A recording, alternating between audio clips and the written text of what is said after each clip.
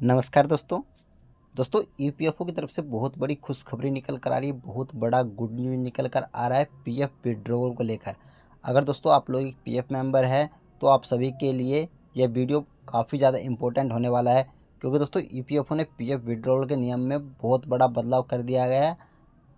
क्योंकि दोस्तों ईपीएफओ ने पीएफ विड्रॉल के नियम में बहुत बड़ा बदलाव कर दिया है और इस बदलाव से आप लोगों को काफ़ी ज़्यादा बेनिफिट होने वाला है। तो वीडियो को बिना स्किप किए लास्ट तक जरूर देखिएगा। और दोस्तों अगर आप लोग पहली बार हमारे चैनल पर आए हैं तो चैनल को सब्सक्राइब जरूर कर लीजिएगा और साथ में बेल आइकन के बटन को दबाकर ऑन जरूर कर लीजिएगा।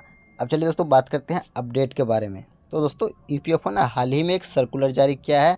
यह circular advance under para 68B7 पर आधारित है, जो कि सेल्फ डिक्लेरेशन से जुड़ा हुआ है। दोस्तों ईपीएफओ में एक नियम है और एक पारा दिया गया है जिसके तहत आप अपने पीएफ में से एडवांस के रूप में सारा पीएफ का पैसा विड्रॉवल कर सकते हैं, और वह पारा है कंस्ट्रक्शन ऑफ हाउस।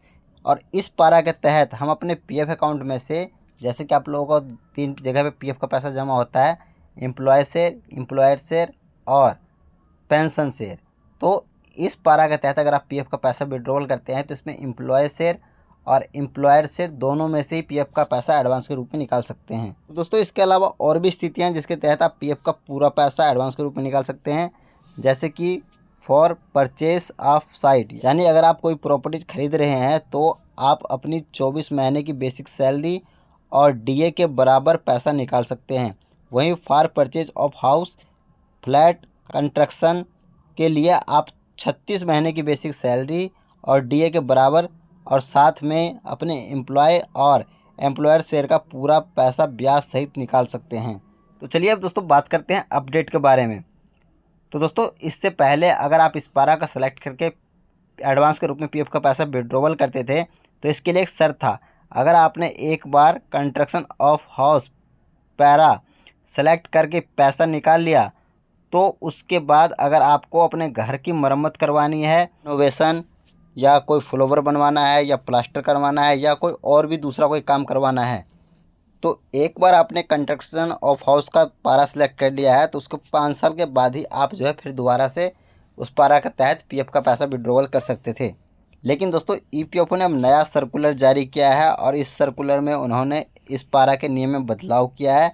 यहाँ पर साफ साफ लिखा हुआ है, आप देख सकते हैं, in order to facility members to available advance under para 68B7, यानी कि सदस्यों को पैरा 68B7 के तहत एडवांस प्राप्त करने में सुविधा देने के लिए अब 68B7 के तहत अपने घर की मरम्मत करवाने के लिए दोबारा पैसा निकाल सकते हैं।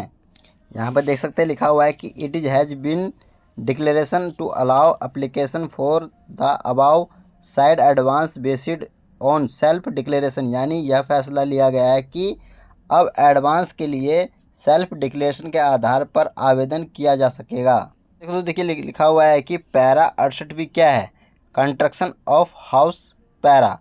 इसका मतलब यह है कि अब इस बात पे कोई फ़र्क नहीं पड़ता है कि आपने पहले construction of house para select करके कब पैसे निकाला था।